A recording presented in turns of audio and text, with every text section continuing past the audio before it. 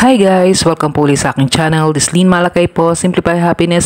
Simpleng buhay. Buhay na walang arte, less stress. Join me guys sa aking simpleng vlog for the day. Sa magandang buhay po sa ating lahat.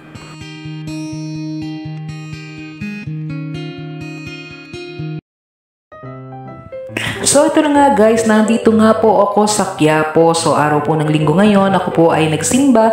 Galing po ako ng night duty. So wala pa po akong breakfast. Kaya ito, naisipan ko tikman. At ayan, puntahan ang trending, ayan, ang famous sotanghon ni Nanay Rosa. So ayan, nandito po ako sa tindahan. Actually, ang haba po talaga ng pila. Grabe po, wala pong ano dito fake news. Talagang pinipilahan po ang famous sotanghon ni Nanay Rosa. So ayan po siya, nakaupo po. So sa kanya po tayo magkukuha. Kumbaga sa kanya po tayo o-order kung ano yung ating o-orderin. So in-order ko is sotanghon and then gulaman. So bibigyan niya tayo ng kaprasong papel. Sa kanya po tayo magbabayad. Ayan po yung papel. And then iaabot natin po dito sa nagsaserve ng food. So ayan, hintayin natin na makuha yung ating papel na ayan, nilista ni Nanay Rosa. So grabe guys, ang haba talaga ng pinila ko at ayun talaga dapat huwag kang mainip kung gusto mo matikman ang kanyang sotanghon. So ayan at inire-ready na, iaabot na natin yung papel natin kay Kuya. Once na kinuha na ni Kuya yung ating papel, ayun, ire-ready niya na yung kung anong ating in-order. So yung aking in-order is 100 pesos, isang gulaman at din yung ating overload sotanghon. So ayan, ang dami talagang ang haba talaga ng pinila ko guys. Actually, iniisip ko kung pipila ba ako or ano, baka matagalan ako. So mabilis naman guys ang pagsiserve kasi organized naman. Una muna pipila ka kay Nanay Rosa, and then kabilaan naman yun na pwede kang pumila. So yun nga, medyo mahaba, and then yun nga, bibigyan ka nila ng kaprasong papel at saka may aabot dito yan kay Kuya na nagsiserve. So medyo matagal kasi may nagte-take out din at yan, antay-antay ka lang na makuha niya yung makuha yung ating papel para i-ready niya na yung ating in-order.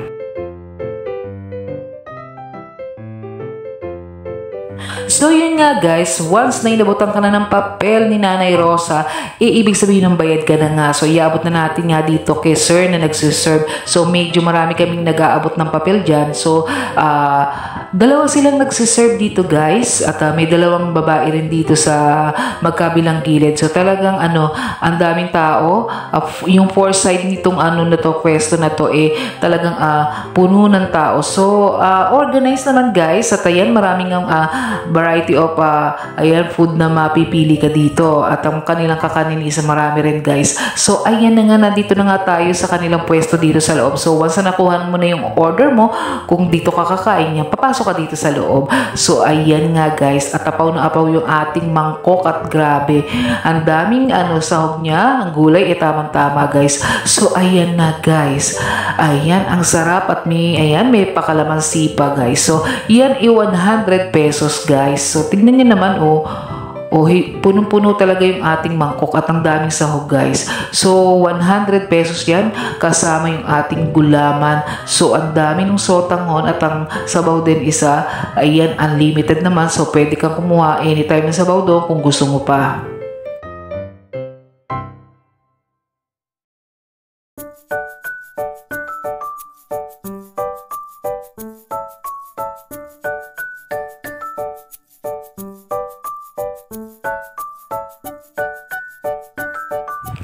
So yan guys, kain tayo. So ang gusto ko dito mainit ang sabaw talaga guys. At yung kanilang noodles is hindi malabsa. So ayan, lagyan na natin ng kalamansi guys. So after natin pumila, ayan, matitikpan na rin natin yung famous sotanghon ni Nanay Rosa. So tignan nyo naman yung sahog, nag-uumapaw. Ang sarap ng kanyang sabaw guys. Tamang-tama yung alat. At alam nyo guys, parang may konting tamis guys yung aking nalasahan. So, no need na talaga yung kanyang timpla is tamang-tama. No need nang maglagay ng patis kasi ito yung gusto ko, yung tamang-tama yung alat niya guys. So, kita mo yung noodles niya guys, hindi siya malabsa, hindi siya bumabagsak dun sa sa tinidor. So, kaya ayan, masarap kumain kasi hindi nalalaglag yung noodles guys. So, gustong-gusto ko yung noodles, medyo ma-crunchy yung noodles natin. So, hindi siya overcook, kaya ang sarap guys. So, ayan, punta na kayo dito sa Quiapo at matikman nyo yung famous sotanghon ni Nanay Rosa. Ang sarap ng sabaw guys. So, ang sarap ng sabaw niya guys. At ayan, kita mo kita mo naman guys. Ang daming sahog talaga. Ang sarap ng kanyang sahog guys. Crunchy rin yung kanyang karne. At yung gulay is hindi rin overcook. So, ito yung tama talagang timpla. Kaya siguro talaga dinarayo. Yung alat niya is gusto ko siya. Tamang-tama talaga yung alat niya. No need na tayo talaga magpatis kasi ang sarap. So, ayan. At ang daming kumakain din doon sa likuran ko.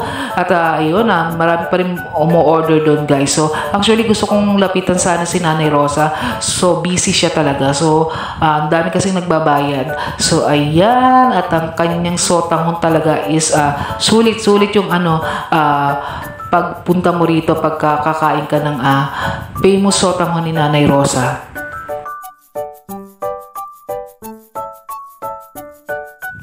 At syempre, isa sa nagustuhan ko, malinis.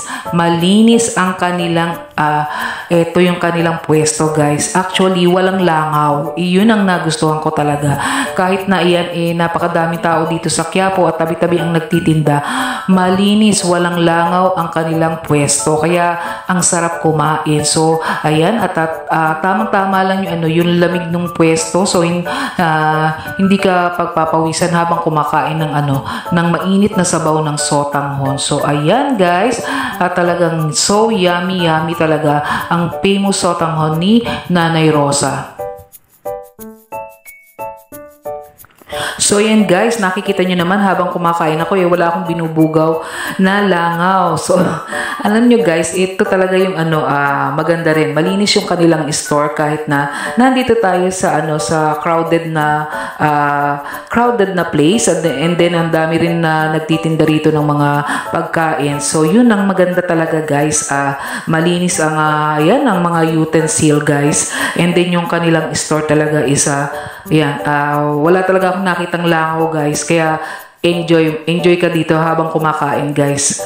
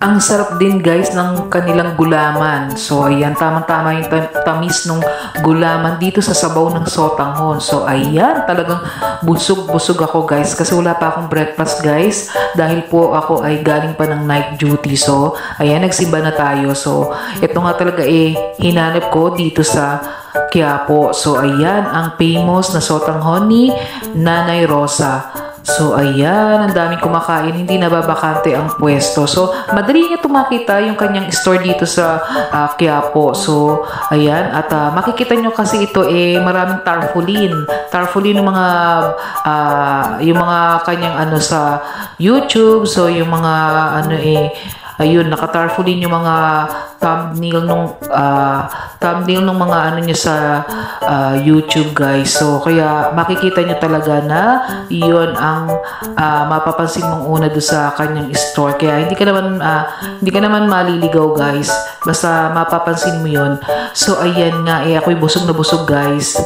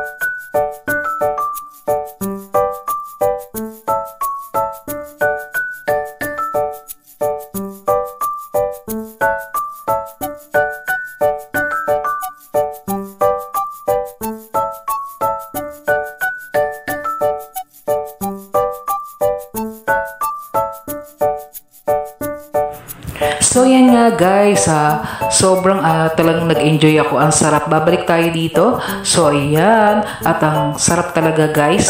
Grabe. So dayuhin nyo ito, guys, dito sa Quiapo. So makikita nyo, madaling makita yung kanyang store kasi nga naka-display yung kanyang mga tarpaulin. So ayan, sisimutin natin yung ating sabaw. So yung gulaman, ang sarap din, guys. So ayan, puntahan nyo na yung tindahan dito ni Nanay Rosa sa Quiapo. So sulit. Ang daming mapapagpilian ng mga food dito, guys. So ayan, ubos na ang ating sotanghon. Yan ang trending na sotanghon. So ito, dito pa rin ito sa may labas, guys. Tignan nyo, ang dami mapapagpilian ng food. Ang sarap, guys. Sulit ang ating dito pagpunta dito sa tindahan ni Nanay Rosa. So ayan, guys. So thank you for watching, guys. Uuwi na ako, guys. At ayan, wala pa tayong tulog. Salamat po sa support sa aking channel, guys. Magandang buhay po sa ating lahat.